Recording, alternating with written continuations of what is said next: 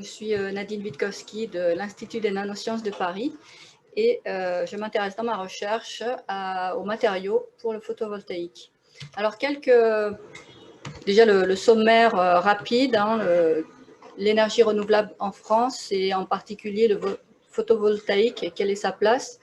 Et puis, je reviendrai sur les principes physiques, évidemment, du photovoltaïque, puisque nous sommes des physiciens à l'UFR 925 et on s'intéresse aux principes physiques de ce processus. Je vous indiquerai quelques limites au photovoltaïque et puis je vous présenterai un ensemble de différents matériaux qui sont actuellement à l'étude dans des cellules photovoltaïques nouvelle génération, mais je présenterai aussi évidemment les anciennes générations et une rapide conclusion.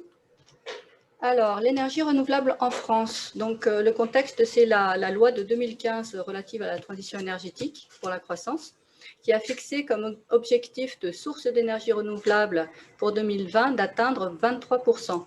C'est-à-dire que 23% du total de l'énergie consommée en France doit être d'origine renouvelable. Alors, on est en 2021. Est-ce que ça s'est réalisé? Attendez, j'ai mon qui me gêne. Alors, est-ce que ça s'est réalisé? On voit ici le graphique qui a été publié par le ministère de la Transition écologique pour 2020 et qui représente la part des énergies renouvelables dans la consommation brute finale.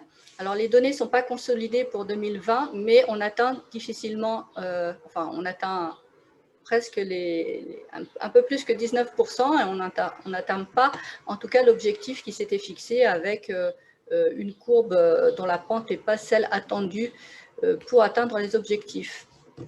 Alors, en particulier, si on va regarder dans le détail, la part des énergies renouvelables dans la consommation finale brute représente 19%, c'est le chiffre que je viens d'indiquer. Sur cette part, sur le total de l'énergie consommée en France, la part de l'électricité renouvelable est de 7,5%, donc là je parle de l'électricité, et la part par rapport à la consommation totale du photovoltaïque, c'est de 0,84%. Donc vous voyez que là, on parle de part de la production, de consommation d'électricité photovoltaïque qui est largement négligeable par rapport à toute la consommation énergétique en France. Alors, dans le détail, vous pourrez regarder tous les chiffres si ça vous intéresse. Hein, c'est publié sur le site dont j'ai mis le site ici. En ce qui concerne les énergies renouvelables, donc il y en a de trois sortes. Hein. Il y a l'électricité, la chaleur et le carburant qui sont répertoriés.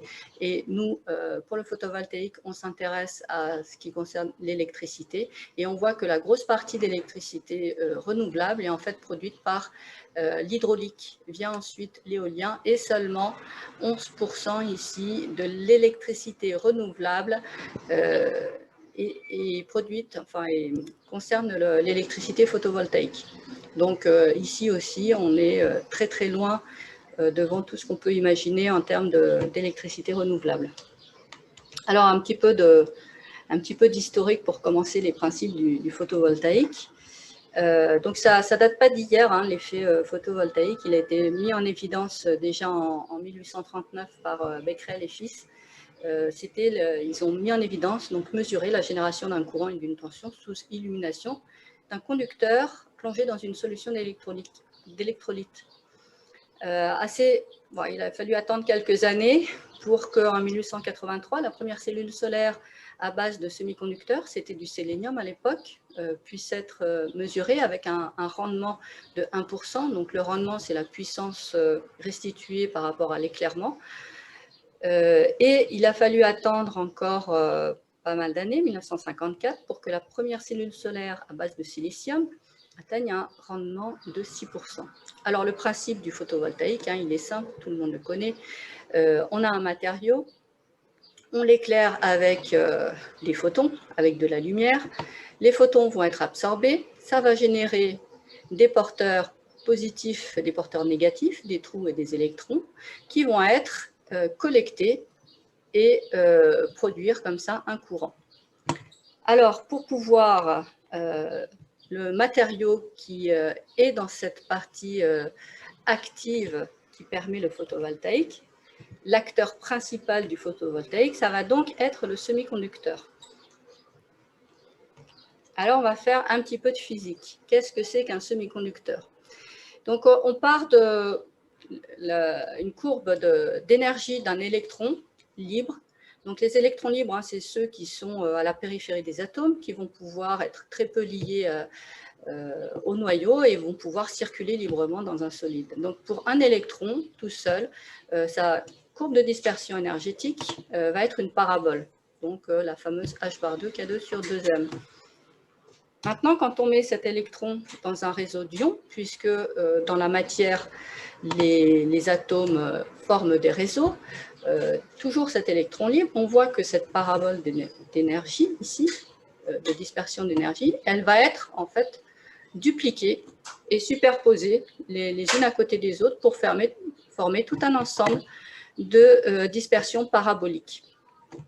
Enfin, cet électron, il est en fait un petit peu quand même lié à son réseau et donc il va se déplacer dans un potentiel alors assez faible, hein, avec une amplitude assez faible. Il va quand même se déplacer dans un potentiel qui est périodique et le déplacement dans ce potentiel périodique va entraîner, vous voyez, à des jonctions comme ça, l'apparition de bandes interdites pour les niveaux électroniques. Hein. À l'intérieur ici, entre ces deux-là, on n'a pas de niveau électronique qui vont permettre de donner aux matériaux toutes ces propriétés électroniques originales qu'on va pouvoir classifier.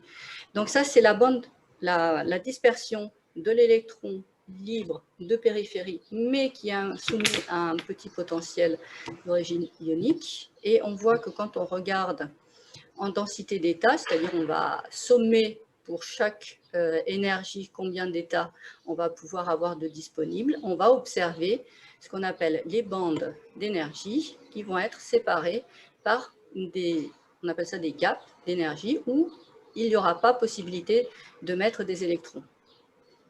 Ces bandes d'énergie vont se remplir progressivement en respectant le principe de Pauli avec les électrons qui sont libres à la périphérie des atomes. Jusqu'à un niveau, une fois qu'on a rempli tout le monde, on appelle ça l'énergie de Fermi. Donc ça, c'est à température nulle, à température ambiante, on appelle plutôt ça le potentiel chimique ou le niveau de Fermi. Donc là, on a nos bandes.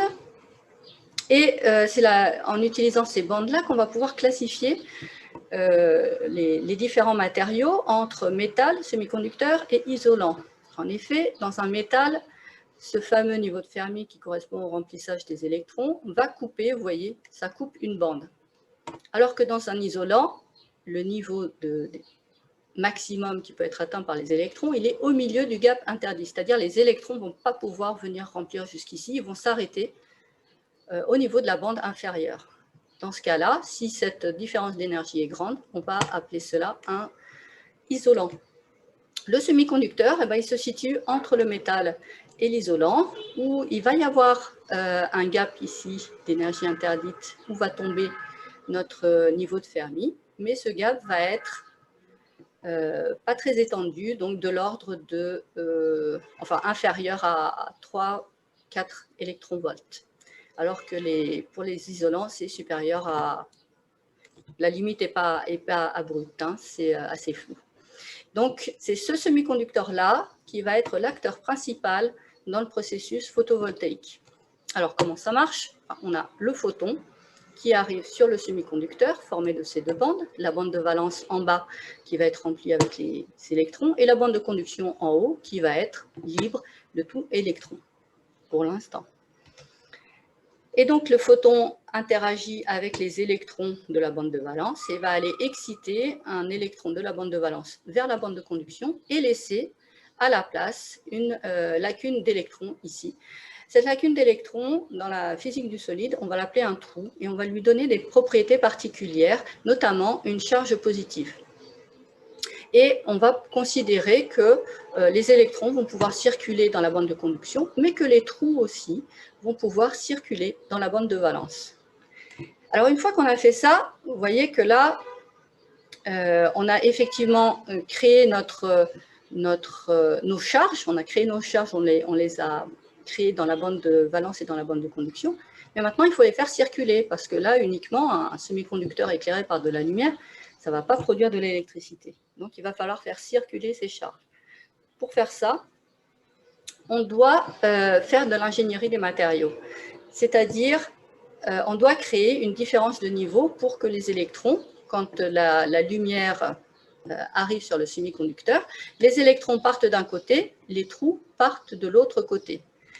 Et pour cela, on va donc, à partir du silicium, donc ça a commencé évidemment tout ça avec les siliciums, on va créer ce qu'on appelle une jonction PN, où la caractéristique, c'est que l'énergie, enfin le niveau de Fermi, le potentiel chimique, ne va pas être au milieu de l'état, du gap d'énergie interdite. Il va être soit près de la bande de valence pour les semi-conducteurs qu'on appelle type P, soit vers la bande de conduction pour les semi-conducteurs qu'on appelle de type N. Alors, pour mieux comprendre ça, voici les matrices de silicium. Pour obtenir un silicium qui va être dopé, on appelle N, on va insérer dans sa matrice un élément chimique qui va avoir plus d'électrons que le silicium. Donc, typiquement, 5 électrons au lieu de 4 pour le silicium. Il va se retrouver une charge ici, supplémentaire, qui va être libre de se disponible pour circuler dans la matrice. On appellera ce semi-conducteur un silicium dopé N qui va être donneur de charge. Symétriquement, on peut insérer dans la matrice de silicium un élément chimique qui va avoir seulement 3 électrons disponibles, et quand ça va se lier au silicium, il va donc avoir un déficit d'électrons, et pour le modéliser, on dit qu'il y a une charge plus qui est créée ici, et donc on va l'appeler un silicium dopé P avec une charge positive qui va être notre accepteur. Alors, ces deux semi-conducteurs, ils n'ont plus leur gap au milieu. Ils vont avoir l'état ici de l'accepteur qui va être proche de la bande de valence, l'état du donneur qui va être proche de la bande de conduction, et à température modérée, les électrons qui étaient sur l'état du donneur ici vont être thermiquement activés vers la bande de conduction et vont aller ici être transformés en charge libre dans la bande de conduction. Il va rester au niveau de l'état du donneur qui est ici, des charges positives. Réciproquement, pour l'état accepteur, donc les états qui sont créés en introduisant ce dopant accepteur vont être à ce niveau-là. Il va y avoir des états disponibles pour les électrons, activés thermiquement. Les électrons qui étaient dans la bande de valence ici vont aller peupler les états du dopant situé ici, qui va devenir majoritairement ici négatif. Et ce qu'on fait quand on fait une jonction PN, c'est qu'on va coller les deux matériaux les uns aux autres. Qu'est-ce qui va se passer? Les charges libres, qui sont les trous et les électrons ici, vont venir se recombiner, et donc la charge va s'annuler, mais il va rester les états des dopants ici, positifs et négatifs, qui eux sont liés, ne vont pas pouvoir bouger, et vont créer à cet endroit de la jonction entre les deux semi-conducteurs un dipôle, qui va engendrer un champ électrique. Ce champ électrique va être le moteur de la séparation des charges dans l'effet photovoltaïque. Donc on envoie des photons, on a la création de notre trou et de notre électron, et grâce à ce champ électrique, l'électron va pouvoir circuler vers le côté N, donc descendre, vous voyez la marche ici de potentiel, au passage vous voyez que les bandes ici, le niveau du potentiel chimique s'aligne et les bandes vont se décaler. Et le trou va, lui, aller vers le côté P et remonter la bande d'énergie de valence. Et on a comme ça réussi à séparer les charges. Vient ensuite, évidemment, la problématique, il faut récupérer les charges. Alors ici est indiqué indiqué sur ce schéma une structure de cellules solaires à base de silicium. On retrouve un silicium dopé-N avec une première jonction ici dopé-N+, c'est-à-dire ce sera encore un plus fort dopage que celui-là, et de l'autre côté, un silicium dopé P, et il va y pouvoir avoir séparation des charges aux interfaces. On retrouve ici les escaliers des bandes de conduction où l'électron va descendre la pente pour aller se faire collecter par cette première jonction, et le trou va remonter la bande pour se faire collecter de l'autre côté. L'efficacité des cellules solaires à base de silicium, hein, actuellement, c'est la technologie dominante sur le marché. Pour les monocristaux de silicium, ça atteint 26% actuellement.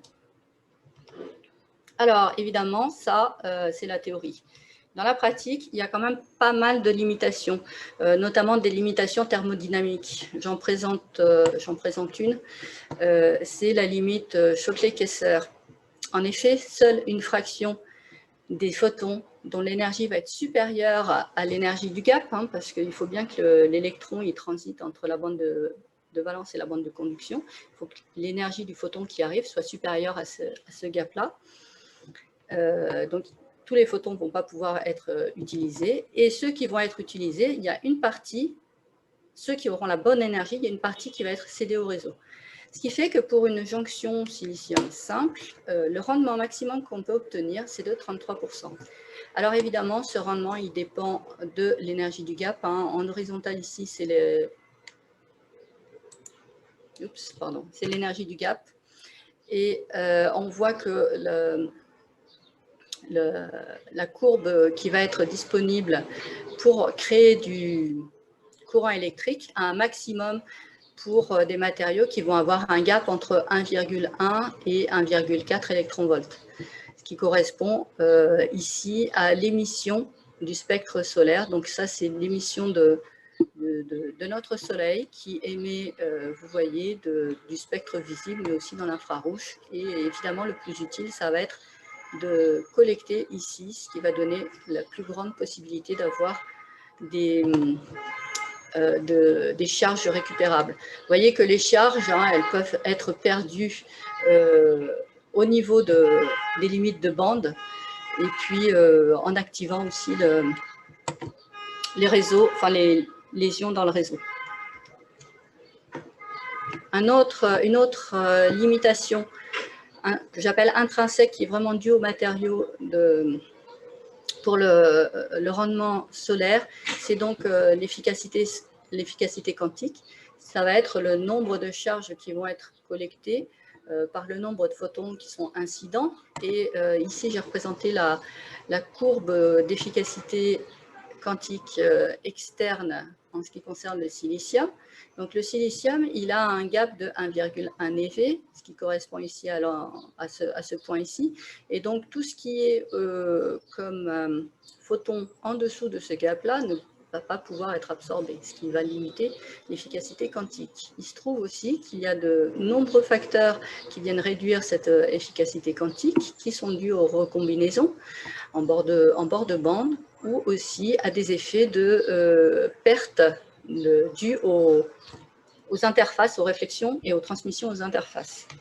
Donc, en rouge, le cadre là, ça représente l'optimal, vous voyez, l'optimal du gap qu'on pourrait avoir pour un matériau qui donne les meilleures performances. Et on voit que le silicium, vous voyez, pour son efficacité, son rendement quantique, on n'est pas optimum. Donc, ça veut dire que le silicium, déjà, ce n'est pas le meilleur matériau pour faire du solaire. Mais quand même, c'est un matériau qui marche bien.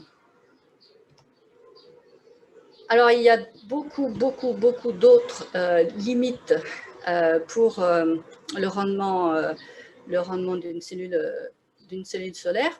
C'est-à-dire qu'une fois qu'on a fait notre paire électron-trou ici, dans le matériau actif, il faut être capable de séparer les charges. Et pour ça, on va insérer des matériaux spéciaux qui vont avoir le rôle d'extraire des trous ou d'extraire des électrons.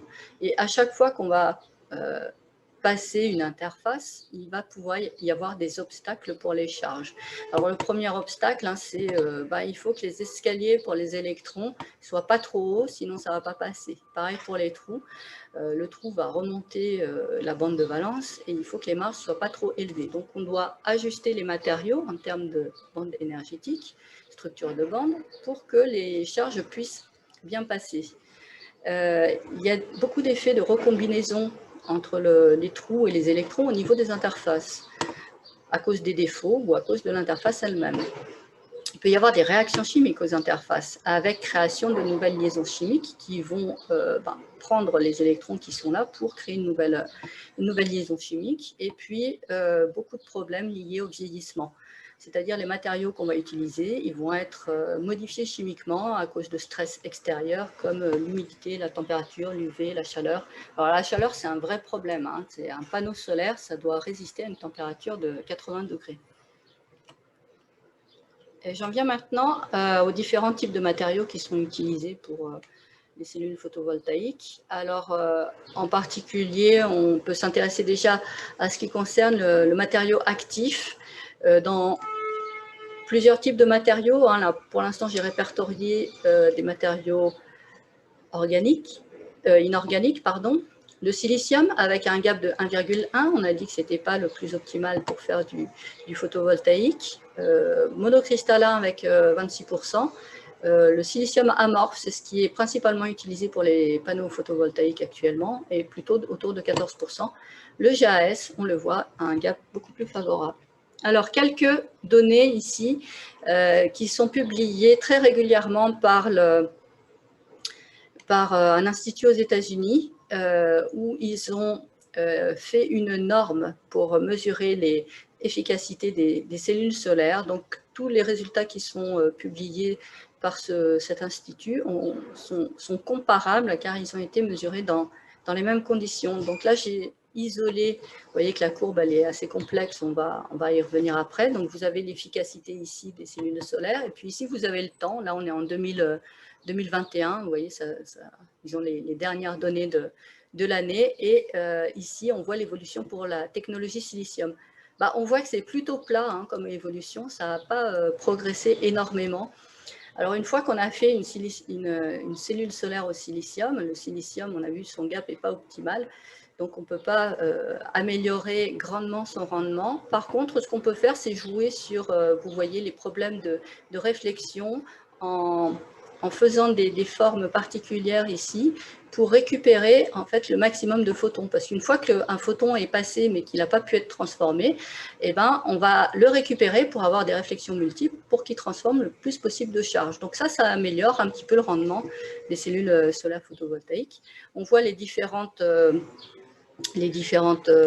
technologies, donc le silicium monocristallin, le silicium multi-polycristallin, et puis des films minces qui sont... donc ça, c'est en termes de production annuelle. Un autre matériau qui est aussi utilisé pour les cellules photovoltaïques, c'est le GAS, donc avec un gap très favorable pour utiliser le maximum d'énergie solaire. On voit que là aussi, hein, la courbe est assez plate, ça n'a pas beaucoup évolué au cours du temps. Et donc, c'est typiquement ce type d'architecture avec du GAS au milieu et puis, donc, pas forcément dopé, et puis deux couches, une couche d'OPP, une couche d'OPN qui vont permettre de séparer les électrons des trous. Alors, là, les records actuellement, vous voyez, on est en haut de la courbe d'efficacité. Hein, les records qui sont actuellement avec 47% d'efficacité, comment on les obtient?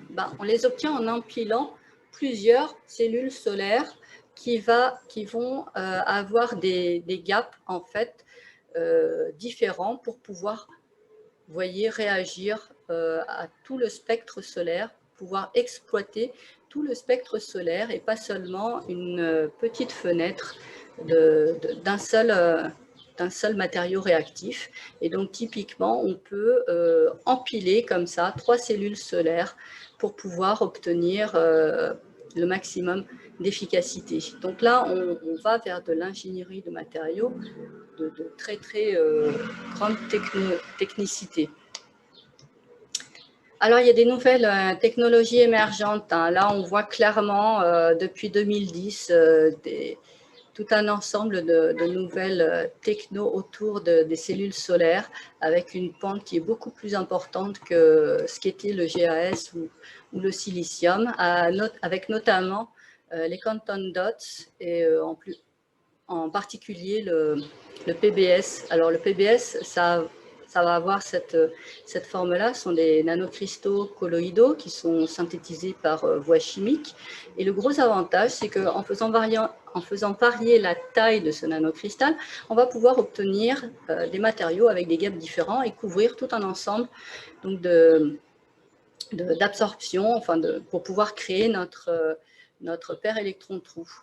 On place ces nanocristaux dans des architectures. Alors généralement, ils sont plutôt intrinsèques, c'est-à-dire le niveau de Fermi il est au milieu du gap, donc on va les coupler à des extracteurs de trous ou des extracteurs d'électrons. L'avantage de ce type de matériaux, c'est qu'on va pouvoir faire des cellules qui vont être souples sur des plastiques. On va simplement, par spin coating, déposer ces nanocristaux sur des films de toute nature. Donc c'est très pratique. Il n'y a pas besoin d'avoir un four qui cuit à 1000 degrés pour faire ça. Une autre technologie, alors je n'ai pas montré où étaient les quantum dots. Les quantum dots, donc c'est cette courbe-là. Vous voyez, elle a une bonne pente, hein, donc j'espère que ça va continuer comme ça. Ici, vous avez un matériau qui est très à la mode depuis le début des années 2010, qui sont les perovskites de plomb halogéné et qui ont ce type de structure, hein, où on va mélanger du plomb, de l'iode par exemple, et une molécule organique ici, pour avoir un cristal de ce type-là qui va pouvoir, selon la composition chimique, avoir différents gaps d'énergie interdits et pouvoir comme ça faire de l'ingénierie aussi de cellules solaires. Donc l'architecture typique, hein, de ce type de cellules solaires, ça va être la perovskite ici, un transporteur, enfin un extracteur de trous d'un côté, un extracteur d'électrons de l'autre. On voit que là, la courbe, c'est la courbe jaune ici. Vous voyez, ça a commencé un petit peu après 2010. Là, c'est en train de se tasser un petit peu. Pareil, ce type de technologie peut se faire en chimie douce et avec des dépôts par spin coating sur tout type de substrat. Alors une autre technologie actuellement en développement, donc c'est les points ici, rouges, c'est l'organique. Donc les semi-conducteurs organiques, ça a été découvert depuis quand même plus de 20 ans.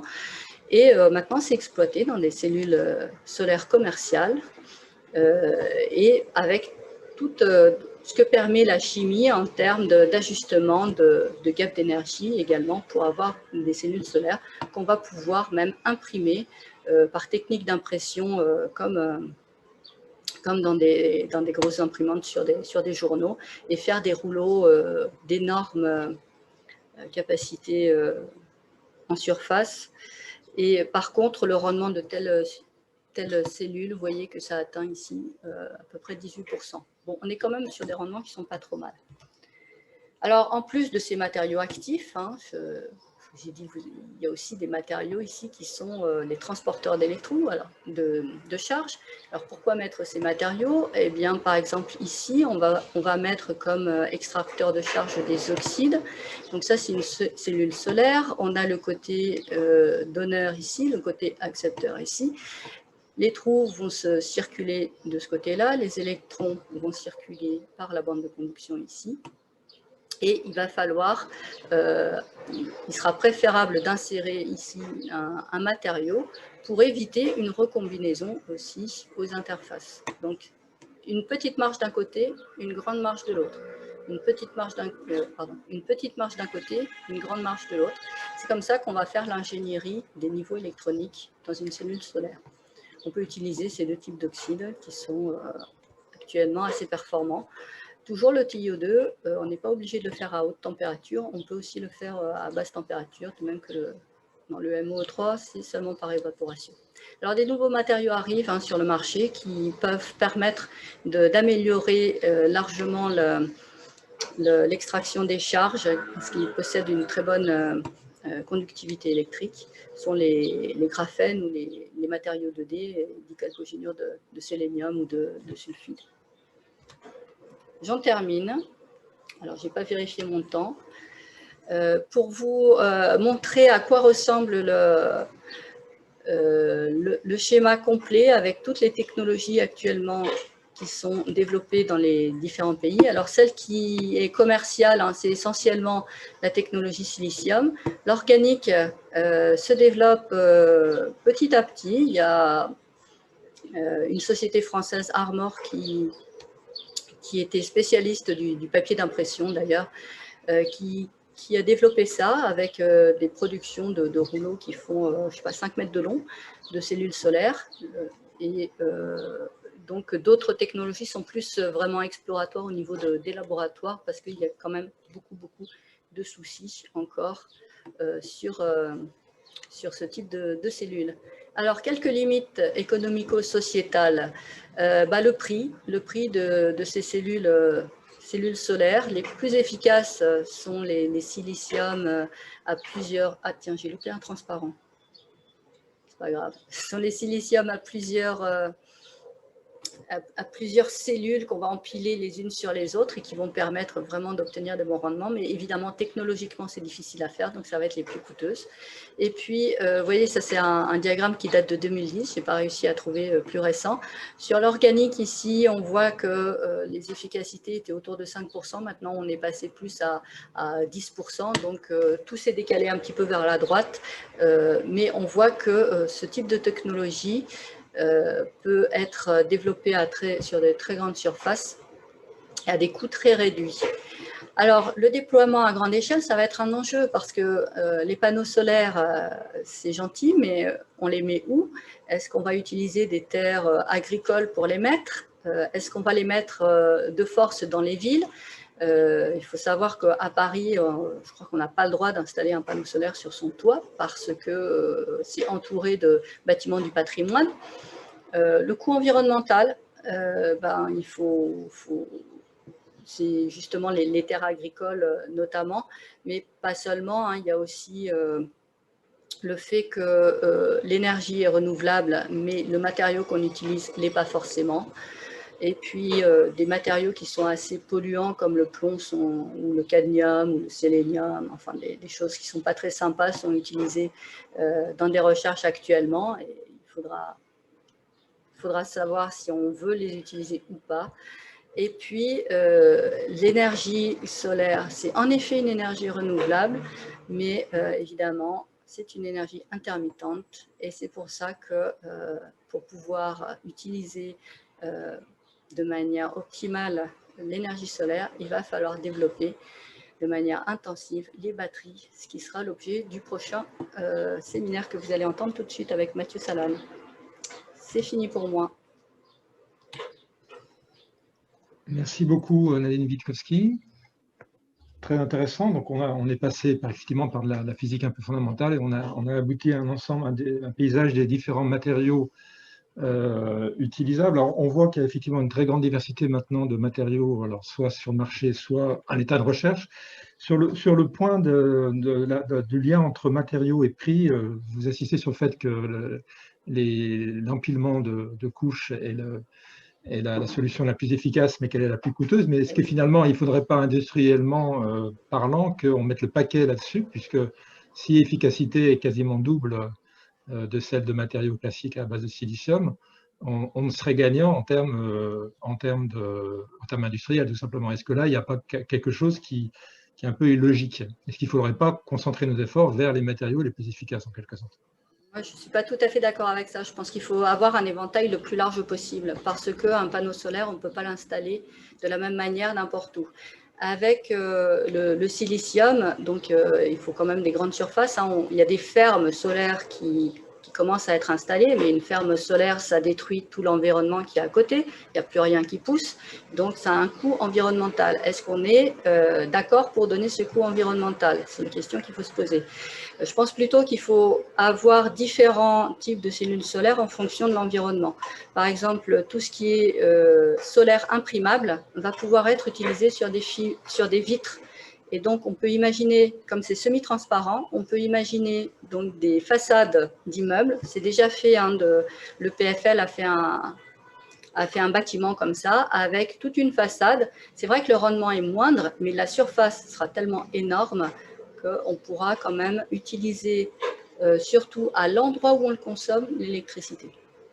Donc vous plaidez pour une diversité Ouais. d'usages et donc de diversité de matériaux en fonction des usages. Ben oui. D'accord. Marco, tu avais une question, peut-être peux-tu la formuler oralement? Non, mais en fait, c'était par rapport au coût, justement. J'ai des problèmes de connexion, donc je te laisse lire à la limite, mais Non, on t'entend, Nadine c'est a bon. déjà un peu répondu, en fait. Oui, alors après, oui, c'est sur l'arsénure de gallium. Est-ce que le coût de production est très différent des coûts de cellules au silicium, ou est-ce que c'est comparable? Alors, justement, j'ai essayé de chercher hier ce genre d'informations récentes, je n'ai pas trouvé.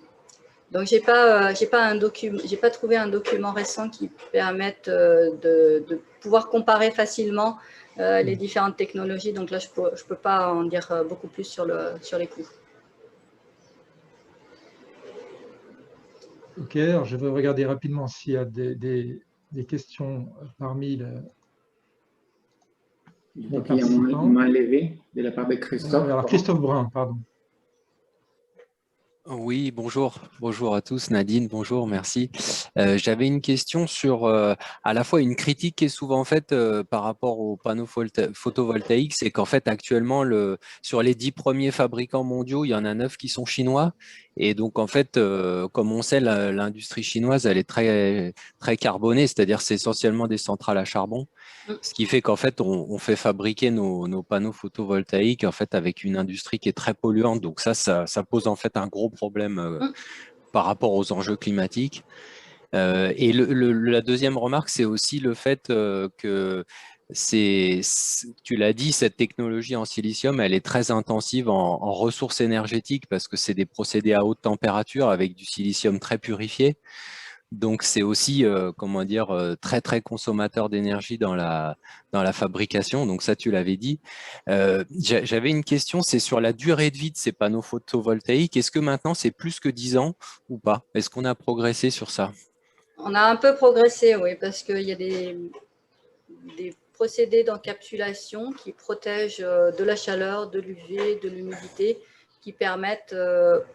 on n'est pas encore très bon, mais l'avantage, c'est que le coût de fabrication étant moindre, on peut changer plus souvent. Après, on reste sur du plastique, hein, donc il va falloir recycler le plastique. C'est toujours le même type de questionnement, hein. Donc là, pour l'instant, on est sur une quinzaine d'années pour les meilleurs. D'accord. Et au niveau recyclage, on n'a pas vraiment c'est très difficile, c'est ça. Il n'y a pas vraiment pour l'instant de possibilités ou est-ce qu'il y a des axes de travail là-dessus pour recycler vraiment et pouvoir réutiliser ces panneaux? Alors pour l'organique, c'est sur des films plastiques, hein, donc on peut recycler le plastique comme on le fait habituellement pour d'autres matériaux. Pour les panneaux silicium, bon, ça se recycle, hein, ça se refond. Tout le problème du silicium, c'est effectivement qu'il faut chauffer à 1000 degrés et puis il faut le purifier. Et ça demande une énergie considérable. Il y a une question de Dominique sur les panneaux solaires flottants, assez coûteux, qui semblent se développer actuellement. Donc ça, c'est pour éviter de les mettre sur Terre et pour éviter que tout le potentiel agricole et écologique soit détérioré. Mais ces panneaux solaires flottants, ça reste du silicium, quoi. Bon. Moi, je pense qu'il faut aller au-delà du silicium. n'avez pas répondu sur la question des panneaux d'origine chinoise, donc l'impossibilité apparemment à développer une industrie européenne du photovoltaïque. En fait, c'est pas Est-ce une que vous... impossibilité, hein, c'est Voilà, un enfin, coût oui, de en tout cas, production. Hein, c'est oui, oui, alors c'est c'est- ça, oui. Mais alors, où est-ce que vous avez, vous, un regard sur voilà, l'émergence d'une industrie photovoltaïque européenne? Alors, on sait qu'il y a des startups en Allemagne, qu'il y en a en France, mais est-ce que vous, en tant que chercheuse académique, vous avez des collaborations, des partenariats avec des industriels, des Alors, startups? les partenariats avec des industriels, non. Moi, je suis trop en amont, hein, de tout ça. Euh, euh, les ingénieurs avec qui je travaille sont plutôt sur le solaire organique. Et là, il y a en Europe, alors je ne sais pas s'il y en a en Chine, mais en tout cas en Europe, il y a plusieurs fabricants, en Allemagne, en France, en Vous Suède. citiez une startup bretonne tout à l'heure, c'est ça? Oui, c'est ça, Armor, Armor. c'est ça, à Nantes. Et donc, pour vous, l'industrie européenne devrait se concentrer sur certaines filières, comme la filière de l'organique, ou Je ne suis pas est-ce une qu'elle... spécialiste, hein, je ne pourrais pas Ouais, vous dire, moi. d'accord. Moi, je suis physicienne. Oui, oui, j'ai bien compris. Non, mais voilà, parfois, vous pourriez avoir des informations Non, j'en ai pas particulières. d'autres de ce Très bien. type-là. Bon, écoutez, je vous remercie. Je pense que c'était de toute façon un bon tour d'horizon et on a moyen d'aller plus loin avec les diapos que vous avez fournis et puis les liens aussi que vous avez indiqués. On va passer à Mathieu Salane avec la question des batteries. Hein. Vous avez déjà introduit l'idée que de toute façon, il faut arriver à stocker l'électricité qui est produite lorsqu'elle est d'origine renouvelable. Donc, on va essayer de voir avec Mathieu ce qu'il en est aujourd'hui des recherches sur les batteries. Mathieu, à vous la parole. Oui, oui, je partage. Hop. Vous allez partir sur une heure d'avance. J'ai fini. Ah, merci. Bon, je veux... Ok, oui. Oui, donc effectivement, hein, il y a une suite très logique entre ces deux exposés aujourd'hui. Donc, je vais vous parler du deuxième aspect qui est que faire de l'électricité une fois qu'on l'a stockée, et en me focalisant quand même sur une petite partie de la réponse possible, hein, puisqu'on sait qu'il y a beaucoup d'autres possibilités pour stocker de l'électricité. Alors, en fait, la batterie lithium-ion, on la vend beaucoup pour stocker l'énergie renouvelable, mais vous allez voir aujourd'hui que je vais finalement vous montrer qu'elle sert beaucoup plus pour les deux usages qui sont à gauche ici, c'est-à-dire l'électronique portable et puis maintenant la voiture électrique. Et je pense qu'on n'est pas encore tout à fait sur des technologies assez matures pour faire en tout cas du stockage de masse d'énergie, d'électricité renouvelable. On verra un petit peu pourquoi un peu plus tard. Alors, je vais commencer par un petit historique. Il faut savoir que donc, la batterie, hein, c'est encore plus enfin, pas forcément les batteries, mais les piles, c'est encore plus ancien que l'effet photovoltaïque, puisque ça date de plus de 2 siècles, avec la découverte par Alessandro Volta en 1800 de la première pile. Et donc, ce sont deux termes qu'on peut souvent retrouver mélangés, pile et batterie. Alors, surtout parce qu'en anglais, on utilise le même, on utilise batterie dans les deux cas. Mais en fait, en pratique, ce qui se passe, c'est qu'une pile, c'est quelque chose qui n'est pas réversible, alors qu'une batterie est réversible, c'est-à-dire que c'est rechargeable. Alors, le problème, c'est qu'en France, on parle de pile rechargeable, ce qui complique les choses, mais une pile rechargeable est une batterie. Et donc, historiquement, jusqu'en donc les 60 premières années, jusqu'à Leclanché, c'est le développement de piles principalement qui ont été faits. Sachant que la pile Leclanché, donc vous voyez, une technologie d'il y a 150 ans, ça a donné lieu aux piles alcalines qu'on utilise maintenant, qui sont un petit peu améliorées, mais pas tant que ça. À peu près en même temps, on avait la batterie au plomb qui a été inventée par Gaston Planté en 1859, et là aussi une technologie qui a très très peu évolué en 150 ans et qui est toujours énormément d'actualité, puisque les batteries lithium-ion viennent à peine de supplanter les batteries au plomb en termes de quantité produite il y a quelques années. Et donc enfin, alors, il y a eu d'autres technologies entre-temps, hein, j'en parlerai pas. La technologie dont je vais parler plus aujourd'hui, évidemment, c'est la batterie lithium-ion qui date donc on peut avoir l'impression que c'est quelque chose de récent, mais en fait, elle a déjà maintenant une quarantaine d'années, pour les premiers développements et même une trentaine d'années pour la première commercialisation, donc ce n'est pas quelque chose de nouveau du tout. Alors, je vais démarrer un petit peu par des aspects un peu historiques. La batterie lithium-ion, ça n'a pas été la première batterie au lithium qui a été inventée. Avant cela, il y a eu la batterie lithium-métal. Alors, la batterie lithium-métal, c'est une batterie très simple qui utilise du lithium comme première électrode. Donc ici, c'est ce que vous voyez en bleu. Et de l'autre côté, ce qui a permis le développement de cette batterie, c'est la découverte de ce qu'on appelle des matériaux d'intercalation. Donc, ce sont des matériaux qui ont des espaces vacants suffisamment grands pour permettre à des ions lithium de diffuser. Et donc, le premier qui a été découvert, c'est le sulfure de titane. Et donc, le fonctionnement de cette batterie lithium-métal est très simple. Hein, c'est qu'on a, au cours de la décharge, on va consommer le lithium qui part dans l'électrolyte et qui commence à s'intercaler dans le sulfure de titane. Et à la fin, il nous reste un tout petit peu de lithium et l'autre électrode est remplie de lithium. Alors, cette batterie est réversible, c'est-à-dire qu'on peut revenir dans l'autre sens et on fait de l'électrode, ce qu'on appelle l'électrodépôt d'ion lithium pour reformer le lithium métallique.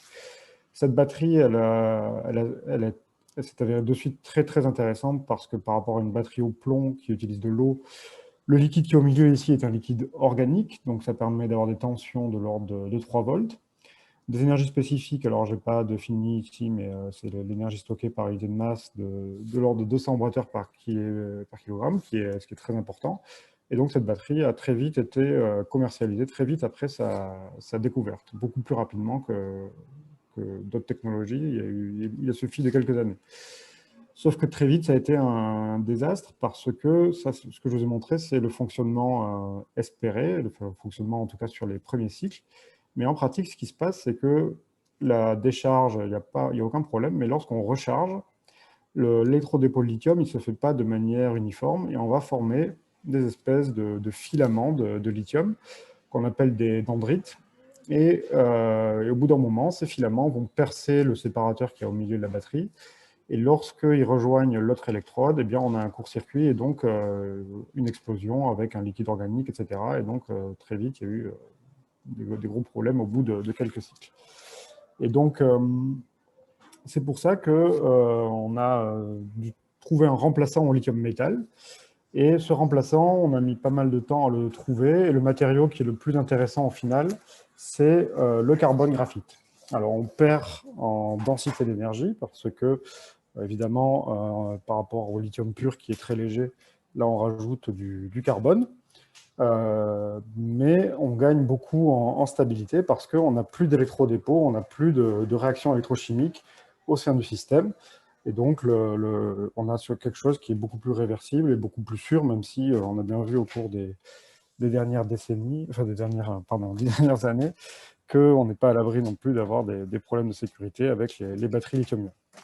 Donc au final, la batterie lithium-ion, en résumé de cette petite introduction historique, c'est pas la meilleure batterie, puisque la batterie lithium-métal est meilleure en performance, on va dire, mais c'est celle qui permet d'avoir des très bonnes performances tout en gardant quelque chose de sûr.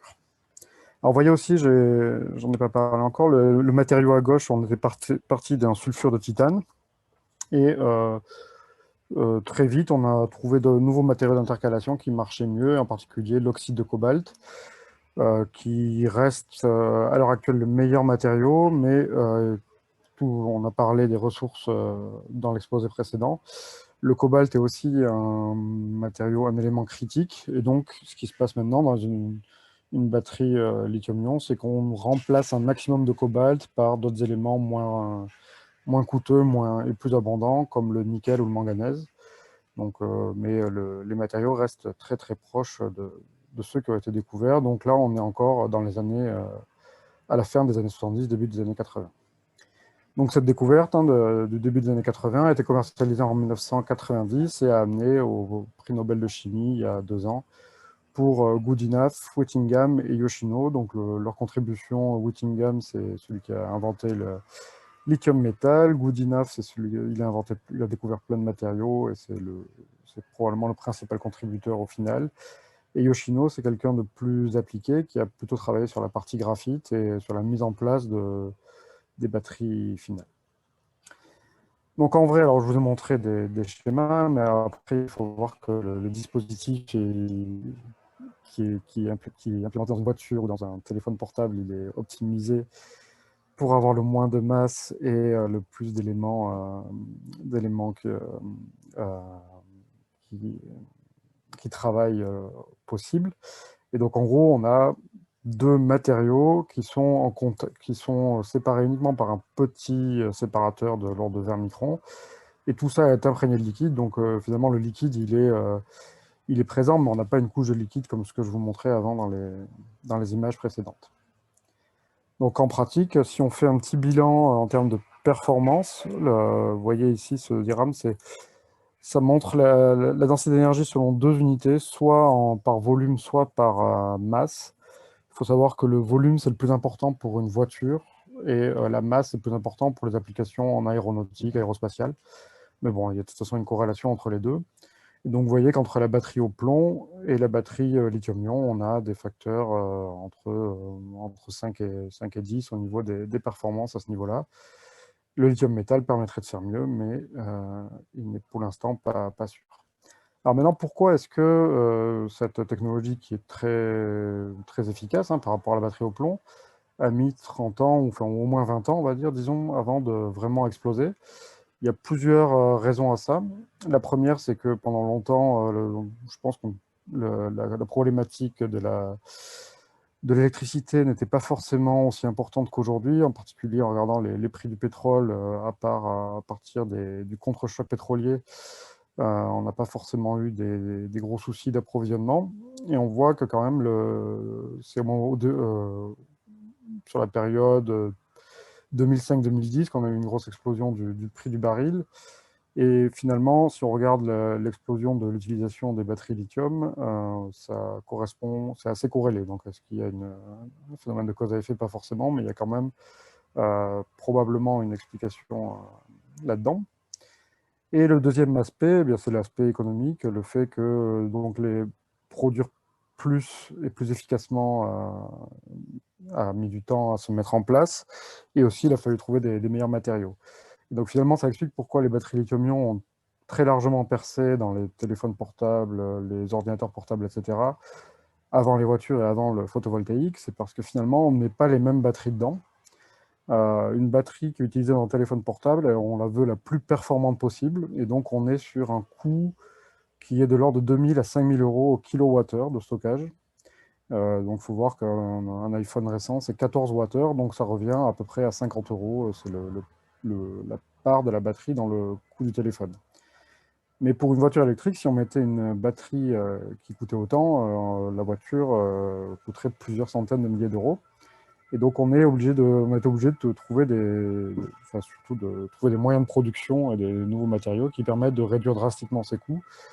Et maintenant, on est de l'ordre d'une centaine d'euros au kilowattheure. Et si on prend l'exemple d'une voiture emblématique, une voiture électrique, eh bien, la Tesla Model S, elle a une batterie de 100 kWh, ça fait à peu près 15 000 euros sur le prix total. Donc, ce n'est pas du tout un prix négligeable.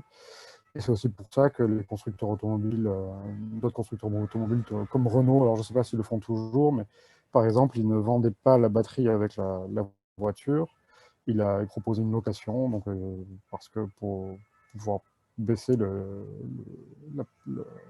l'importance de la batterie dans le coût total. Et donc, si on veut faire le lien avec l'exposé précédent, les panneaux solaires, eh bien, on a encore un ordre de grandeur, presque à trouver, parce que là, évidemment, le prix de l'électricité, il faut voir qu'on est sur, en France, l'ordre de grandeur, c'est 20 centimes du kilowattheure, bon, un petit peu plus dans d'autres pays, évidemment.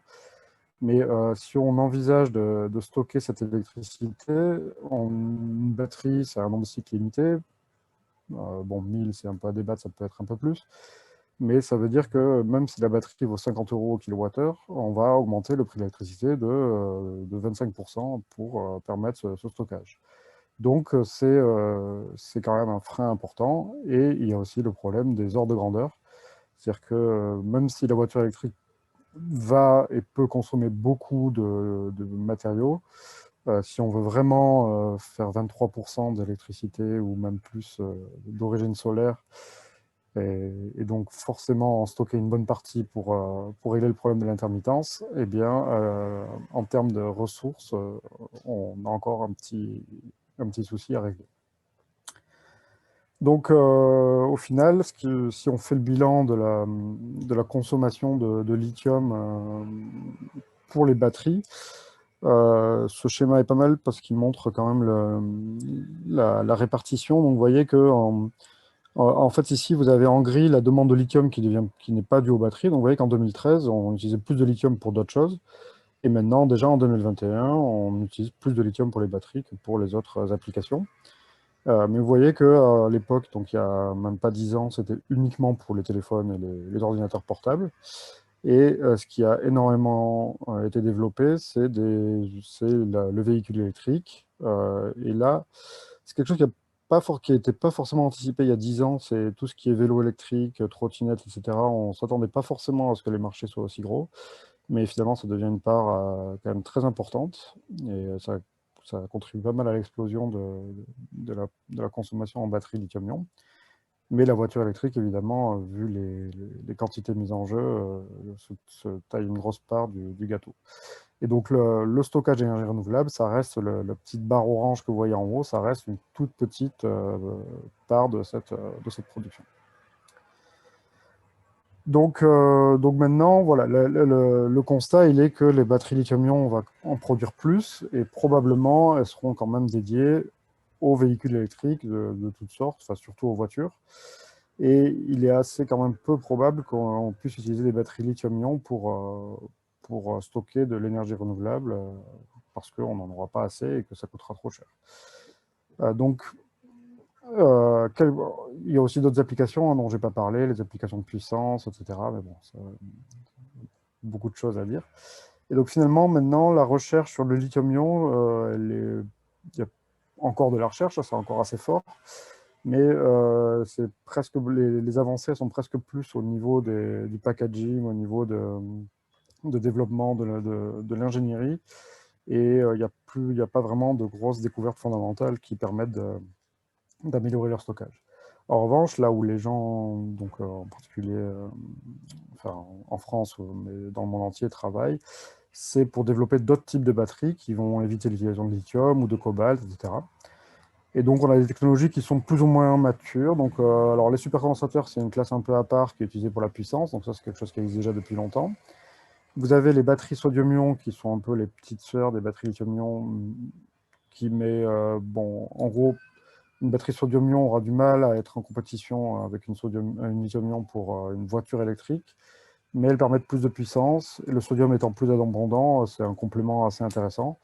Et donc, on est sur de la commercialisation en ce moment avec une start-up en France, Tiamat, qui vient de démarrer. Il y a beaucoup d'espoir sur les batteries tout solides. Alors là, l'idée, ce serait de retourner au lithium-métal parce qu'on n'utiliserait plus le liquide, mais un électrolyte solide. Et donc, on n'aurait plus les problèmes des dendrites, a priori. Sauf que, disons qu'il y a eu beaucoup d'annonces constructeurs, Volkswagen ou d'autres, qui ont annoncé ça pour 2025. Et maintenant, c'est repoussé à 2030. Et il y a encore quand même des petits verrous scientifiques à lever. Et après, il y a d'autres types de batteries qui sont un peu plus prospectives, on va dire. Et en particulier, les batteries à ions multivalents. Donc ça, c'est le sujet sur lequel je vais essayer de vous montrer une petite illustration de recherche actuelle sur, je pense qu'il doit rester 5 minutes. Et ce sont une recherche qui est menée ici, chez nous au laboratoire Phoenix. Alors, les ions multivalents, pourquoi est-ce qu'on veut s'en servir? Eh bien, parce qu'ils portent plus de charge, forcément. Si on remplace une charge plus 1 par plus 2 ou plus 3, on peut envisager d'avoir une densité énergétique plus élevée. Mais en plus, on peut tomber sur des éléments qui ne vont pas faire les dendrites du lithium et donc, là encore, accroître la densité d'énergie. Donc, les éléments que vous vite été identifiés comme les plus prometteurs, c'est le magnésium et l'aluminium. Surtout le magnésium d'ailleurs, parce que l'aluminium, ce n'est pas quelque chose de facile à déposer. Et donc, il y a beaucoup d'équipes qui sont lancées dans la recherche de nouveaux matériaux qui permettent d'intercaler ces ions multivalents. Et donc là, on retrouve un matériau qui est aussi utilisé en photovoltaïque, l'oxyde de titane, enfin, il est utilisé partout évidemment. L'oxyde de titane, c'est un bon matériau pour intercaler du lithium. Alors, il n'est pas utilisé parce que le potentiel n'est pas aussi bon que pour le graphite. Mais par exemple, si on veut des batteries plus sûres, hein, il y a des technologies à base d'oxyde de titane. Et donc, normalement, l'oxyde de titane doit incorporer des ions magnésium, puisque l'énergie d'intercalation est à peu près la même.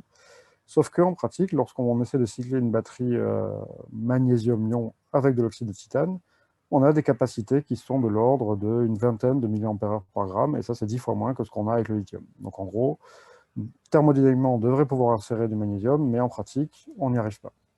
Et donc, ce qui a été proposé au laboratoire, et ça, c'est la recherche qui est menée principalement par Damien Dambournay, c'est de synthétiser des matériaux modifiés, donc de partir sur des matériaux qui vont incorporer des lacunes, et des lacunes cationiques. Donc, on enlève des atomes de titane.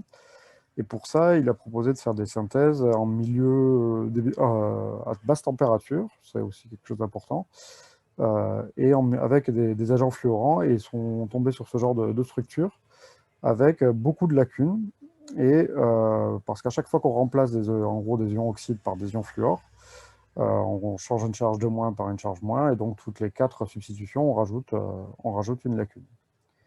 Et donc, la caractérisation de ces matériaux a pu être faite, et ils ont pu montrer qu'ils avaient des matériaux avec environ 20%, un peu plus de lacunes, ce qui est assez important, hein, parce qu'il faut quand même garder la charpente du matériau.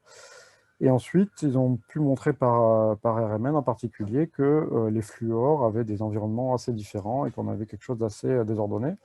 Le problème après, c'est que pour caractériser ces matériaux, vu la structure et vu la complexe et le côté désordonné, c'était assez difficile de trouver la vraie structure des matériaux. Et donc c'est là qu'on a effectué des simulations, des calculs numériques. Et en gros, on a criblé des centaines de milliers de structures possibles en partant des informations expérimentales. Et on a d'abord effectué des calculs très bas niveau d'énergie pour savoir quelles structures étaient les plus plausibles ou pas. Une fois qu'on a sélectionné une partie de ces matériaux, on a refait des calculs un peu plus élaborés, et ainsi de suite. Et tout ça pour arriver, en gros, en plusieurs étapes, à une sélection d'une dizaine de matériaux qui sont a priori les plus stables d'après le calcul. Une fois qu'on a fait ça, on a pu comparer les matériaux obtenus avec les résultats expérimentaux. Donc là, vous avez des exemples de diffractogrammes qui ont été faits. Et vous voyez que les positions des pics et même leur intensité relative correspondent pas mal pour la structure, en particulier pour la structure d'en bas. On avait un bon accord avec l'expérience, donc ça montre qu'on a pu prédire une bonne structure de matériaux. Et ensuite, l'avantage, c'est qu'à partir des calculs, il est possible de prédire les propriétés physiques.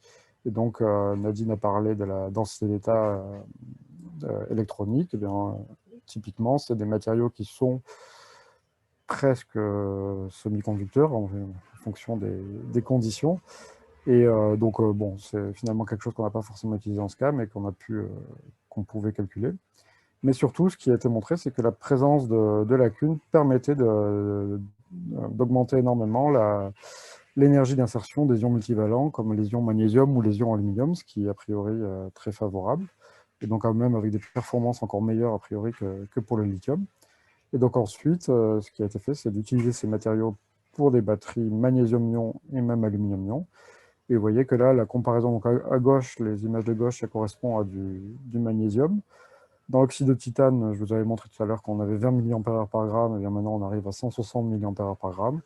Et l'aluminium, c'est un peu moins bon, mais il y a quand même des capacités de stockage de l'ordre de 80 mAh par gramme. Donc c'est un exemple d'application où on peut proposer de nouveaux matériaux pour ces batteries à ions multivalents. Donc pour conclure, en pré-partie, je vous ai montré que un petit état de la batterie lithium-ion, qui à mon avis maintenant est une technologie mature qui va pas beaucoup évoluer au cours des années. Ce qui va évoluer, c'est son utilisation probablement, avec en particulier des constructions de nouvelles gigafactories un peu partout dans le monde, mais avec probablement peu de découvertes nouveaux matériaux, puisqu'il y en a vraiment beaucoup qui ont été utilisés et les meilleurs ont quand même probablement été déjà trouvés. Mais le stockage d'énergie est quand même un champ où il y a énormément de recherches. Je vous ai montré les batteries équivalentes, mais il y a aussi les supercondensateurs. Donc ici, vous avez une image de ce genre de système électrochimique pour lesquels je pense qu'un avantage qu'on a à l'heure actuelle par rapport à il y a 30-40 ans, c'est qu'il y a 30 ans, il n'y avait que des électrochimistes qui travaillaient sur ces dispositifs. Alors que là, il y a vraiment un couplage simulation, expérience, avec de la spectroscopie, etc., qui permettent de vraiment beaucoup mieux sonder les mécanismes. Donc, on peut quand même espérer qu'il y aura des nouvelles technologies qui vont émerger de tout ça dans les prochaines années. Et je vous remercie de votre attention. Merci Mathieu Salan, très intéressant. On a fait un bon tour d'horizon là aussi. Alors, je vais commencer par une question qu'on doit vous poser tout le temps. C'est celle des perspectives qui concernent l'extraction du lithium, les réserves de lithium, puisque d'une part, le coût d'extraction du lithium est très élevé, il est polluant. Est-ce que là, vous avez des chiffres, un peu, des données de prospectives sur la durée finalement d'exploitation du lithium à des fins de production de batteries lithium-ion? Bah, disons que là, il y a deux réponses. En tant qu'universitaire, ce n'est pas nous forcément qui avons les meilleures données là-dessus. Alors, c'est vrai qu'on en parle beaucoup, et je pense surtout qu'un des problèmes, c'est sa répartition sur la surface. Il y a 5 ou 6 pays qui ont 95% des ressources. Mais j'ai quand même l'impression, on n'aurait pas autant de projets de gigafactories partout dans le monde s'il n'y avait pas quand même encore une disponibilité suffisante. Mais comme je l'ai dit tout à l'heure, je pense que l'objectif, ça va être d'équiper les voitures électriques. C'est ça un peu la limite. Passer au stockage d'énergie renouvelable, je pense que là, l'ordre de grandeur n'est pas le bon. Oui, mais on attend une croissance du marché des véhicules électriques très, très, très forte, hein, puisqu'il y a l'abandon du moteur thermique en Europe, je crois à l'horizon 2035, ou je ne sais plus la date exactement en tête, mais enfin, c'est assez proche. Donc, ça veut dire que le marché du véhicule électrique va être en croissance, non pas exponentielle, mais en tout cas très, très forte.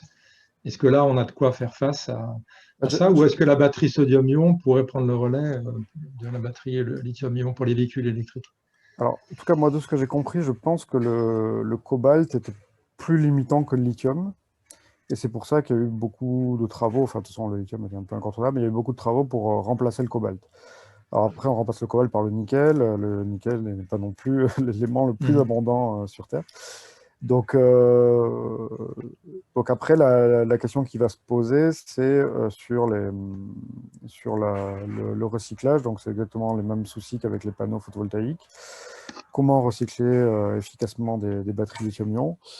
Après, je pense que dans les perspectives qui sont intéressantes quand même, c'est que une grosse évolution que j'ai vue récemment, c'est que les batteries lithium-ion avant faisaient éventuellement un millier de cycles, et maintenant on améliore énormément l'électronique en particulier, et on est capable de gérer beaucoup mieux une batterie pendant sa durée de vie pour qu'elle fasse plusieurs dizaines de milliers de cycles.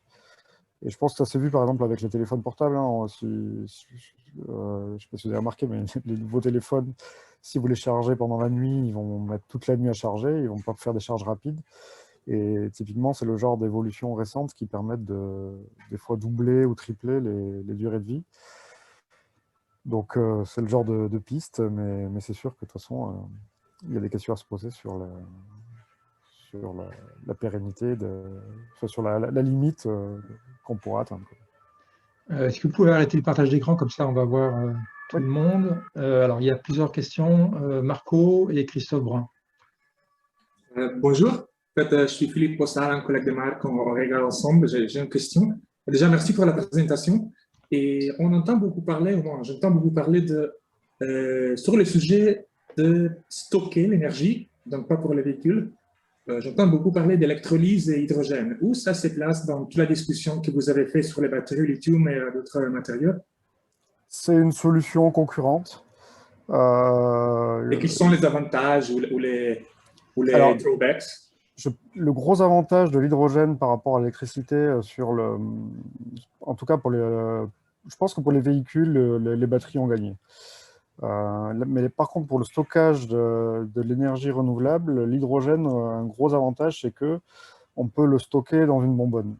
Alors que l'électricité, même si on a une batterie, elle va se décharger au bout de quelques temps, au bout de quelques heures, quelques jours.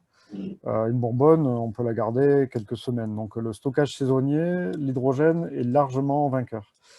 Le problème de l'hydrogène, par contre, c'est l'infrastructure. Il faut avoir des réseaux de distribution d'hydrogène, alors que l'électricité, on a déjà tous les réseaux qu'il faut.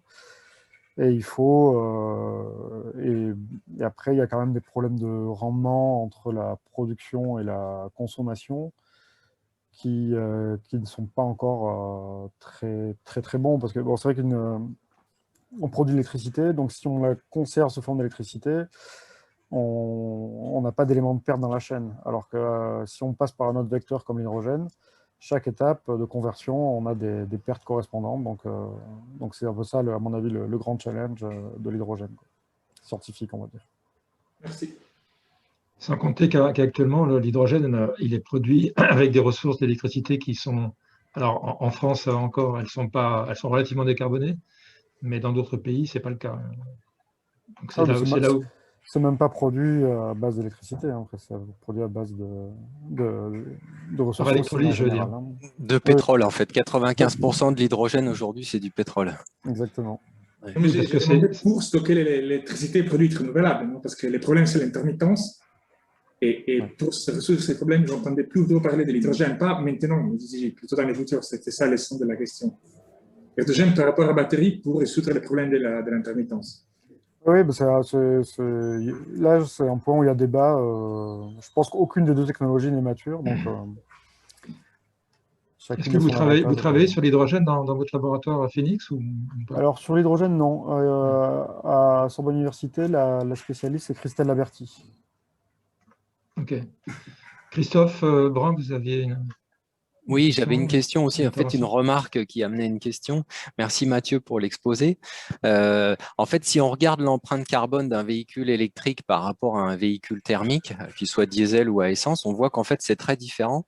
C'est-à-dire qu'en fait, un véhicule thermique, il va avoir une empreinte carbone associée à la fabrication qui va être assez faible si on amortit le véhicule sur au moins 10 ans et puis à fortiori 20 ans ou 30 ans. Et en fait, l'empreinte carbone majoritaire va être plutôt l'utilisation de l'essence et du carburant ensuite quand on roule beaucoup. À l'inverse, la voiture électrique, elle a une empreinte carbone qui est très élevée, en fait plus élevée que celle d'un véhicule thermique classique à la fabrication parce qu'on rajoute les batteries qui elles-mêmes sont intensives en ressources, etc. Et puis, comme vous l'avez dit, après c'est électrique, donc du coup, dans un pays décarboné comme la France, là, quand on roule, on abaisse fortement l'empreinte.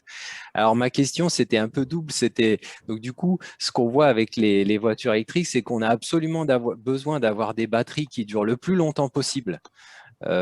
Parce que du coup, c'est crucial d'amortir ces batteries, pas sur 10 ans, mais peut-être sur 30 ans ou sur une durée qui va être quand même plus grande. Et ensuite, d'être capable de les recycler le plus efficacement possible pour qu'en fait, ça va amener une réduction forte de l'empreinte puisqu'on n'aura pas besoin d'aller chercher du nouveau lithium, du nouveau cobalt pour fabriquer des nouvelles batteries. Donc, sur ces deux enjeux-là, est-ce que vous savez un peu s'il y a vraiment un élan fort là-dessus et qu'est-ce qu'on peut espérer ou... Oui, alors sur la durée de vie des batteries, je l'ai un peu évoqué, c'est l'électronique qui va changer beaucoup la donne. Et je pense que là, en ce moment, en gros, une batterie, il faut voir qu'il y a un des éléments très importants qu'on ne montre jamais parce qu'on est des chimistes ou des physiciens, c'est le Battery Management System. C'est quelque chose qui va définir le 0% et le 100%. Et en gros, plus on met le 0% et le 100% proche du milieu, c'est-à-dire qu'on essaie de moins décharger possible les matériaux et de moins les charger possible, on reste vraiment au milieu, au cœur de la batterie, on dit. Et là, on va très peu la détériorer et c'est là qu'on va garder beaucoup de cycles. Mais évidemment, si on fait ça, on n'a pas 400 km de portée. Et donc, c'est là que la voiture électrique doit être de plus en plus intelligente, c'est-à-dire qu'elle doit savoir que pour des déplacements en ville, on doit rester... c'est pas utile de la charger au max tout le temps. Par contre, le jour où l'utilisateur va partir en vacances, là, il faut avoir une charge complète. Et ça, c'est le genre de choses qui commencent à être de mieux en mieux prises en compte, je pense. Et ce que je vois émerger, c'est, je ne suis pas forcément un fan toujours de machine learning, Mais il y a beaucoup de données qui sortent des courbes de charge-décharge dans les voitures électriques. Et les constructeurs, ils se sont rendus compte que là-dessus, ils pouvaient utiliser ces données-là de manière intelligente. Et je pense que c'est un point qui va vraiment, enfin, qui marche déjà. Hein. On voit quand même une évolution. Sur le recyclage, c'est comme pour les panneaux à l'heure actuelle, on chauffe, on broie, on dissout dans de l'acide nitrique. Enfin, le coût environnemental, il n'est pas du tout zéro, et donc c'est une vraie question. Une chose qui se développe et qui, à mon avis, va aussi avoir un intérêt, ce serait d'avoir des deuxièmes vies de batterie, c'est-à-dire qu'une batterie on a besoin de batteries très très performantes pour les voitures, mais pour du stockage d'énergie photovoltaïque, on n'a pas forcément besoin d'avoir la super dernière batterie qui fait 400 km. Et donc la deuxième vie des batteries utilisées là-dedans, c'est possible, mais ça demande quand même des questions de logistique qui ne sont pas si simples, quoi. Enfin, après, il y a toute cette question-là. Hein, on retrouve toujours, dès qu'on a des chaînes de recyclage et compagnie, comment gérer toute la logistique de manière efficace, etc. D'accord, merci. J'aurais voulu demander à Nadine quel est son regard sur la question des batteries en tant que spécialiste du photovoltaïque. Comment vous voyez, vous, les choses de votre point de vue, qui est à l'autre bout de la chaîne en quelque sorte?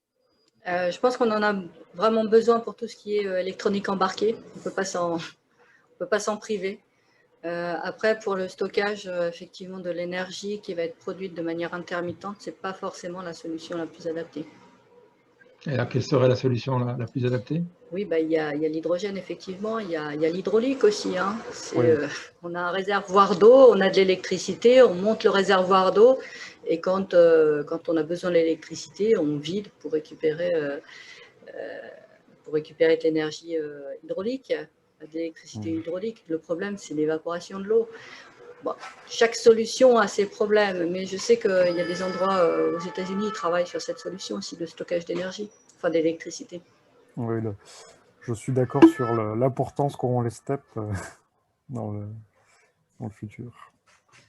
Est-ce que vous pouvez revenir sur les batteries sodium-ion que vous avez évoquées? Est-ce que vous pensez que c'est un véritable marché? Vous avez cité la startup Tiamat, les recherches du CNRS du CEA. Est-ce que là, il y a potentiellement un véritable marché avec une industrie française qui pourrait émerger et qui pourrait concurrencer le lithium-ion, justement? Alors, je pense que concurrencer le lithium-ion, non, parce que voilà, entre une technologie mature avec des gigafactories, etc., c'est pas le but. Par contre, sur des niches, hein, enfin bon, des niches qui sont quand même assez grosses, hein, les scooters électriques, les vélos électriques, voilà, des choses où on n'a pas forcément d'avoir toute la performance de la batterie lithium-ion, mais d'avoir des dispositifs qui sont peut-être plus performants en puissance, c'est-à-dire qui chargent plus vite, qui déchargent plus vite. Le sodium-ion, il devient là très compétitif. Donc après, voilà, c'est la question toujours de passer de la solution laboratoire à une industrie mature. C'est difficile. Et que fait Tiamat, justement? Elle en est où, cette startup? Donc Tiamat, là, moi, je suis un peu de loin, hein, via le réseau sous stockage d'énergie en France. Là. Ils sont à une cinquantaine de salariés. Et ils sont en train de développer, ils étaient à l'étape de prototypage récemment, et maintenant ils sont en phase de levée de fonds pour construire, pour produire des plus grandes quantités. Donc typiquement, ils produisaient des dizaines, ils veulent passer aux milliers, quoi. Mais voilà, de suite, ça demande des investissements assez importants. C'est une technologie qui est française ou qui se retrouve dans d'autres pays? Bah pour le coup, non, là c'est vraiment tout des brevets français, tout développé. Mais après, bon, il faut savoir que sur les batteries lithium-ion, c'est aussi le cas. Il y a eu beaucoup. Alors, les 3 prix Nobel n'étaient pas français, mais il y a eu beaucoup de choses découvertes par des Français, mais qui n'ont jamais été commercialisées par des entreprises françaises, malheureusement. On a déjà entendu, me semble-t-il, ce genre de chanson. Peut-être un mot aussi alors, sur les supercondensateurs, vous l'avez évoqué. On sait qu'ils sont utilisés pour certains bateaux, par exemple, pour certains au Japon, entre autres, mais je crois aussi à Brest, il me semble, pour certains bateaux. Donc, est-ce que c'est une technologie qui est potentiellement à un véritable avenir, selon vous? En fait, l'avantage du supercondensateur, c'est bon, une très grande puissance et une très grande fiabilité, parce qu'il n'y a pas de réaction chimique. Donc, on peut faire des millions de cycles, a priori. Et donc, ça veut dire quand même que la question de la durée de vie, là, devient intéressante. Et donc, une des applications qui, à mon avis, va se développe aussi à Paris, mais dans d'autres villes, c'est d'avoir des bus à supercondensateur. Alors là, la difficulté, c'est que par rapport à un bus qui utilise des batteries, le bus qui utilise des batteries, on le charge au départ, et puis il se décharge pendant tout le trajet, et puis on le recharge après à l'entrepôt. Le bus à supercondensateur, il faut le charger à chaque arrêt. C'est-à-dire que le temps que les gens montent et descendent, on peut en une minute, on peut le charger, et il va à l'arrêt suivant. Donc il y a une question d'infrastructure à développer. Mais... C'est-à-dire qu'à l'arrêt suivant, il se recharge, c'est ça l'idée. Hein. Ouais, ouais. Ouais, parce que c'est un temps de charge, on passe de 1 heure ou quelques heures pour le lithium-ion à 1 minute pour les supercondensateurs.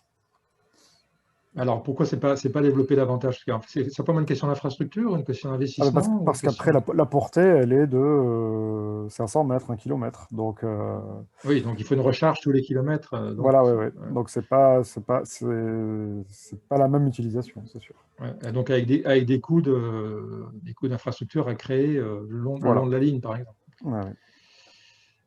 OK, je refais un petit tour de la galerie. Est-ce qu'il y a d'autres interventions? Alors peut-être, il y a Alexandra Soret qui dit qu'il existe également pour les véhicules utilitaires des routes qui utilisent l'induction dynamique pour charger les véhicules. Est-ce que vous avez un commentaire là-dessus ou... Alexandre Soret, pardon, vous voulez en dire un mot? Vous connaissez plus la question? Alexandre? On ne vous entend pas.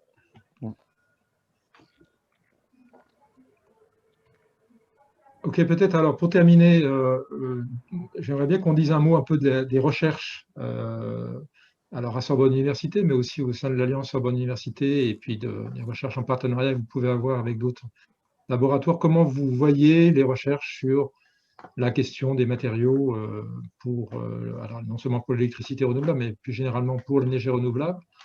On sait qu'on a quand même un déficit en Europe dans la fabrication on l'a dit tout à l'heure pour les panneaux photovoltaïques, mais c'est le cas aussi pour l'éolien.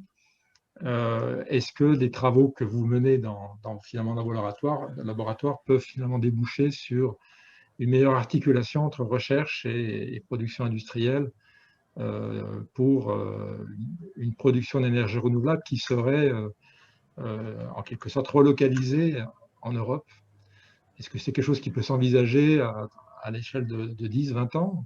Parce qu'en fait, cette question, on l'a posée il y a 20 ans et on a l'impression qu'on n'a pas beaucoup avancé depuis 20 ans. Alors, je sais que Nadine a dit, voilà, elle est physicienne fondamentale, vous n'avez pas forcément les réponses à ça, mais est-ce que c'est des questions que vous débattez entre chercheurs? Oui, je laisserai Nadine compléter, mais je pense que c'est une vaste question. Il y a deux côtés. Hein. Il y a le côté recherche, mais il y a aussi le côté industriel. On peut se demander pourquoi les industriels sont un peu frileux à développer des choses en France sur certains aspects.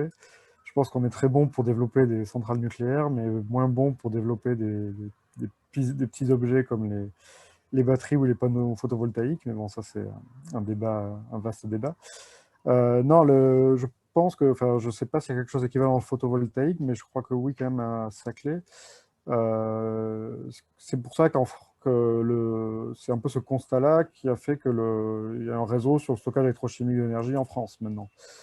Et que fait ce réseau en résumé? Donc en gros, c'est un réseau, on est 15 laboratoires, donc 2-3 de Sorbonne Université, et d'autres de partout en France, le CEA, et ensuite il y a un club d'industriels qui comporte des fabricants de batteries, mais aussi des utilisateurs, et aussi ceux qui vont proposer les matériaux, hein, comme des entreprises de chimie. Donc l'idée, c'est d'essayer de faire cette synergie, mais voilà, c'est encore... le dialogue est toujours un peu difficile, c'est un peu... c'est pas évident d'avoir tout le monde que ce soit à la même table. C'est-à-dire que les industriels sont assez suspicieux par nature. Ils ont un peu peur que leurs secrets partent dans les laboratoires et se retrouvent chez le concurrent. C'est le genre de frein qu'on n'arrive pas facilement à faire changer. Donc, C'est plus un problème culturel, on va dire, qu'un problème de moyens financiers, en quelque sorte, pour vous? je pense que culturellement, les liens entre l'université et les industriels ne sont pas forcément les mêmes chez nous que dans des pays comme la Corée ou le Japon, où là, ils ont quand même des entreprises qui vont plus facilement travailler directement avec les labos, quoi. Je ne sais pas, Nadine, si tu es... Ouais, c'est un petit peu le problème qu'on a en France, hein. Les priorités de l'État ne sont pas forcément les priorités que nous, on aimerait avoir en partenariat avec certains secteurs. Et une fois que quelque chose commence à fonctionner, ça a été le cas avec les panneaux solaires silicium, les entreprises françaises se sont mises à produire des panneaux solaires et le coût de production est devenu prohibitif par rapport à ce qui était possible de faire en France. Donc, on va être capable de développer des technologies nouvelles, des technologies originales pour produire ou pour stocker de l'électricité. Et le problème, c'est à très, très grande échelle pour fournir le marché mondial. On n'a pas la capacité de production qu'à la Chine. On en revient toujours au même problème, hein. Et donc, ils auront toujours des coûts de production qui seront plus faibles et ils inonderont le marché avec leurs produits. Et en s'organisant à niveau européen, est-ce que ça ne serait pas envisageable? C'est le seul moyen, effectivement. C'est pour ça qu'il y a des grandes fédérations européennes qui ont commencé à émerger, notamment autour des batteries. Donc, effectivement, mais on a l'impression quand même qu'en Europe, au niveau de la création et du prototypage, on n'a pas de problème. Sur les matériaux, on est bon aussi, on arrive à créer des nouveaux matériaux, mais c'est l'étape grande échelle qui nous échappe. Et j'ai juste une petite rectification concernant l'éolien. Là, au niveau européen, on est quand même bon parce que les Allemands, les Danois, les Espagnols, ils se sont lancés très tôt dessus. Et justement, ils ont développé une industrie qui occupe un gros pourcentage au niveau mondial. Donc là, je dirais que dans l'éolien, on n'est pas dans ce cas de figure-là quand même, hein. Et la Chine produit aussi maintenant des éoliennes et ils vont produire bien sûr. des éoliennes 2 fois moins chères et les gens vont aller acheter les éoliennes chinoises. Il n'y a pas de mystère, hein. On est d'accord, mais disons que comme c'est quelque chose qui a commencé relativement récemment, c'est intéressant de voir que dans ce secteur-là, ça a été différent. Enfin, je dirais que là, il y a des pays qui ont réussi à se lancer assez vite quand même. Après, dans les batteries, le côté européen, alors autant la recherche, on arrive à avoir de la recherche partenariale très bien, à collaborer entre les pays. Sur l'industrie, tous les pays veulent avoir la Gigafactory européenne et donc ils ont tendance à un peu se concurrencer les uns les autres. Et au final, je ne trouve pas qu'il y ait une vraie stratégie européenne. Alors maintenant, il y a une stratégie franco-allemande. Alors peut-être que ça va émerger. Peut-être que c'est plus facile à 2 qu'à 15 ou 18. Mais... Et moi, j'avais entendu ça récemment pour le recyclage des batteries, par exemple. Il me semble qu'il y a une alliance entre Renault, Solvay et un troisième grand industriel, je ne sais plus lequel. Umicore en Belgique. De faire un truc au niveau qui après devienne une sorte de gros centre européen, mais je ne sais pas ce que ça va donner. Mais après, il y a beaucoup de fonds de l'Europe, hein. Donc les entreprises vont chercher des fonds à l'Europe et on verra après ce qu'elles vont en faire.